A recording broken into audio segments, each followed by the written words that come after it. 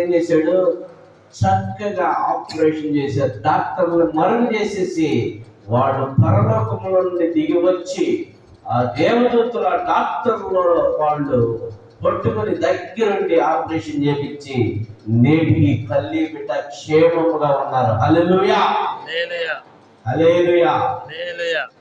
ఆ బిడ్డకి పేరు కూడా నామకరణం చేయమన్నారు. మరి ఏమన్నారు? వచ్చేవారు. నేను ముద్దుగా క్యూటీ అని పేరు పెట్టా. ఏం పేరు? క్యూటీ. క్యూటీ అని పేరు పెట్టాము.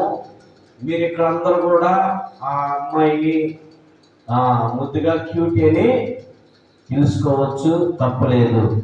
ఫైనల్ నేమ్ వచ్చే వారం తర్వాయి బాబు నెక్స్ట్ వారానికి మీకు అందిస్తాం.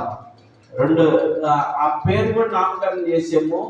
మరి ఆ అధికారపూర్వకంగా వచ్చే వారం ప్రకటిస్తాం. మంచిది, రైట్. దేవుని స్తోత్రం.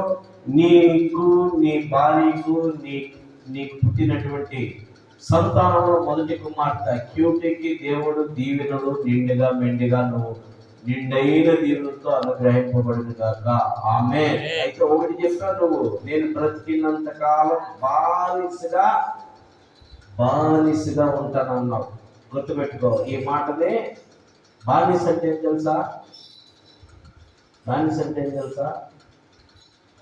దాదాపు 2 లారీలు పట్టలేసిన నేను ఉతకలేను అని మొత్తం 2 లారీలు ఉతికి మరి ఆరేసి ఎండబెట్టి వెళ్ళాలా, అది బానిస. అలాంటి పట్టుదలతో ఉండాల. ఆ రీతిలో నువ్వు బానిసగా దేవుడికి ఉండాల్సిన అవసరం లేదు, కానీ దేవుని యొక్క భారాన్ని పైనేసుకొని జీవించు. సరేనా? ఓకేనా? మనం అందరిని బానిసలుగా చూడండి. ఆయన మనల్ని ఎలా చూస్తాడు? బిడ్డలుగా చూస్తాడు. ఆ బిడ్డలుగా చూసినటువంటి మనము ఆ దేవుని ఏం చేయాలా?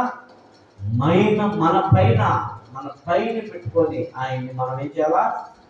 ఆయన మార్గాలని మనం అలా చేయాలి. దేవుని పరిచర్యలో ఎన్ని ఒడిదుడుకులు వచ్చినా, ఓ పక్క భార్య వద్దన్నా, తల్లిదండ్రులు వద్దన్నా, పరిచర్య పలానా చోట ఉందంటే ముందుకు పరిగెత్తాలా, అది బానిసత్వం. సరేనా? నేను రాలేకపోతున్నాను, మా ఇంట్లో ఎవరు లేరు అనే మాట వెనక్కి తీసుకోకూడదు. ఓకేనా? రైట్. మంచిది. దేవునికి స్తోత్రం. దేవుడు